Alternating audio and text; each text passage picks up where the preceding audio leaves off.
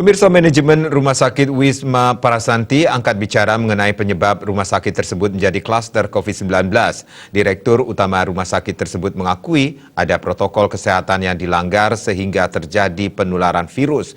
Fatalnya, pelanggaran itu justru dilakukan orang yang diharapkan ikut berperan dalam memutus mata rantai COVID-19.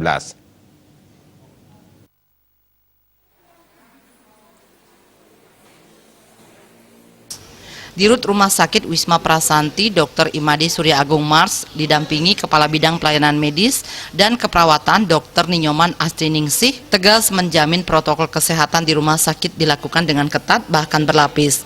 Bahkan untuk protokol kesehatan sudah dilakukan mulai dari screening di pintu masuk seperti pengecekan suhu tubuh dan cuci tangan, penataan ruang front office diberi sekat agar tak bersentuhan langsung, dan petugas yang telah dilengkapi alat pelindung diri APD mulai dari level 1 sampai level 3. Pihaknya juga memiliki polis screening.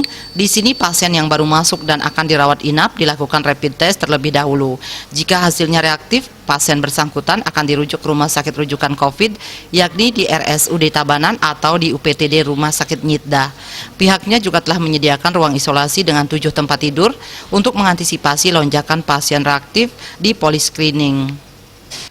Terkait kasus yang sebelumnya terjadi akibat ada protokol yang dilanggar karena menggunakan power bargaining, manajemen Wisma Prasanti juga sudah berkoordinasi dengan GTPP COVID-19 Tabanan.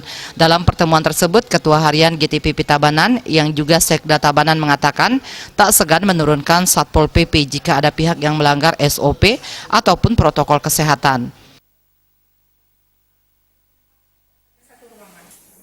Jadi protokol kesehatan dan standar operasional prosedur SOP yang sudah kita tetapkan semenjak pandemi COVID-19 itu tetap dilaksanakan dengan ketat sampai saat ini.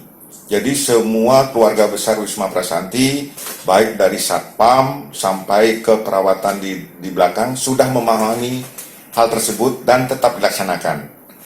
Jadi kunjungan ke Rumah Sakit Wisma Prasanti bagi yang membutuhkan baik rawat jalan, rawat inap, kami jamin aman dari COVID-19 selama protokol kesehatan tersebut diikuti. Seperti itu. Izin dok, kenapa kasus ini bisa terjadi? Dok, mungkin ceritakan sedikit. Ya, karena terjadi menabrak protokol kesehatan tersebut. Dan staf kami baru melaporkan, dan proses perujukan itu memerlukan proses sampai 1 malam, dan ya seperti tadi, karena menobrak protokol kesehatan dan standar operasional prosedur yang telah ditetapkan rumah sakit. Jadi saya harapkan semua tidak boleh menabrak tersebut, dan saya harapkan semua pasien dan keluarga pasien jangan berbohong.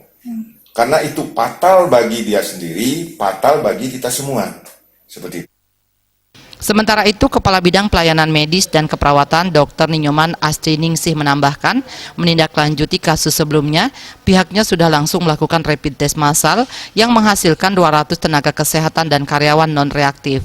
Pihaknya juga telah melakukan tracing kronologis dan didapatkan 60 orang kontak erat terhadap pasien dan sudah dilakukan swab dan ditemukan 3 orang tenaga kesehatan terkonfirmasi positif.